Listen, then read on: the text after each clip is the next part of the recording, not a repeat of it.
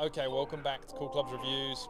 Finally, driver reviews. Yeah, it's been a while. We've got a lot of data, and we just weren't quite exactly sure how to show it to people on what was important. But I think we got it, close for now. We can always adjust. I'm confident. I'm confident. Well, let's start with the Titleist. We're going to go through numerical order. TSR1 to start. Where are we at with that? Well, all the TSI stuff, since they came out with that product, a couple of years ago, we really didn't sell a lot of Titleist stuff. We always sold some stuff here and there. To Titleist guys and stuff and better players for the most part, but ever since TSI, it's been one of the best drivers on the market for all kinds of players. And the one we're talking about here first, the TSR1, that's something new for them to some extent in the last couple of generations. It's a lightweight, kind of made for Japan, slower swing speeds, probably nobody over 90 miles an hour, maybe a few. Yeah. But it's a different animal, right? Yeah. It's a different type of club. Certainly fitting it in the field. I'm using this at really, really slow swing speeds, and like we said, although we're using 95 miles an hour here in this baseline test, if you're going down to the 60, 70 miles an hour, all we're doing is shrinking this graph down in terms of carry distance, basically, right? Yeah, theoretically, we get down to like 5 miles an hour, and they're all standing right in front of you, right? So, Spurs just not much. and this is one of those drivers that you're not going to have many 95 miles an hour players using it, but it's still good information. This is a lightweight construction, and that will hurt and help some of these numbers. Yeah, just to briefly kind of fill you in on how that actually hurts in this case, right? So some of these drivers are designed for 46-inch shafts and longer things to be as light as possible. And really what you're trying to do with any golfer is try to get as much ball speed as you can given their club head speed. And lower club head speed, people don't have a lot of power. Lighter weight means faster speed. And kinetic energy is half mass times velocity squared. So speed is important. Yep. The downside to that is the robot doesn't know that. We still set it at 95 miles an hour. It's a little bit lighter head, so it gets hurt a little bit on the smash factor. But that's a little misleading. So yeah, the lighter club head speeds, I get them to help people increase swing speed. It's not like I'm expecting ball speed to jump. I want them to move the club quicker for that. So let's dive into the numbers. Let's take a look. We've explained the numbers. If you haven't seen that video, head to our page and you'll find the explanation. So we're going to just jump in. Let's take a look. We've grouped all of these into lofts within the model range. So let's go. So 9, each screen 10, is a different model. Yeah. So 9 degrees. The first one is toe, 10 degrees toe, and 12 degrees toe. 4.2, and this won't make much sense because this is the very first one, but that's actually a pretty high rating from a toe strike. Yeah, it's a really forgiving golf club. I mean, it's a little bigger, obviously. It's the largest one of all of them. So that helps some, but yeah, it's just a forgiving golf club. Yep.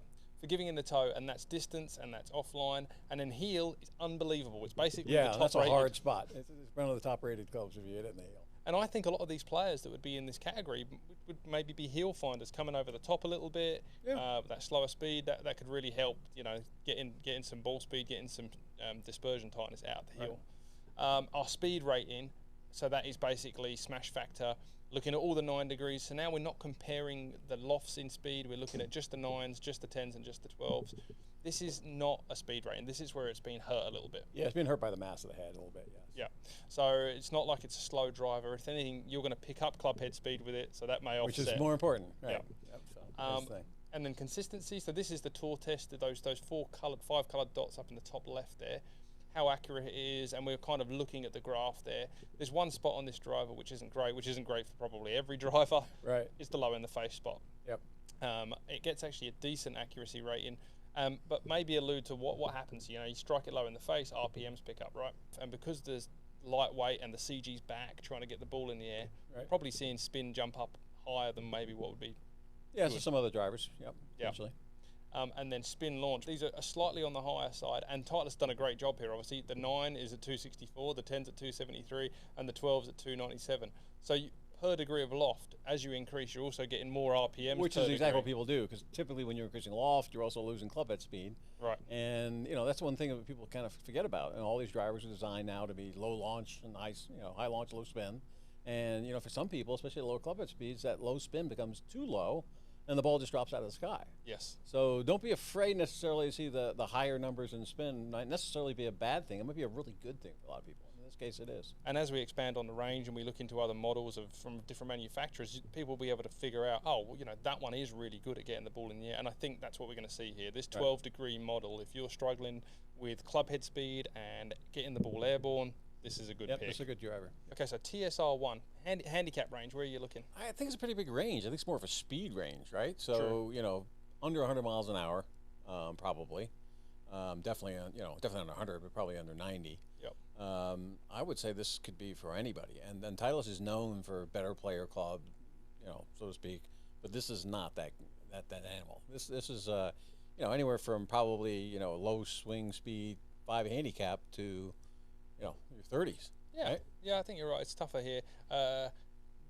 There's a correlation, right, between swing speed and handicap anyway. Generally, yes, but not always. Not always. So you'd say, okay, like slower and lower, but if you've got a guy that is a great player that wants to pick up club head speed, hits it really accurate, and needs a bit of spin, they're going to be fine for it too. Yeah. So absolutely. it's a weird range. Let's push it out to absolutely raw beginner for certain, Right. and then down to someone who needs that higher speed movement. Yeah. I'd say it's a pretty big range on this one. Okay. Thanks, Mark. Yep, you're welcome.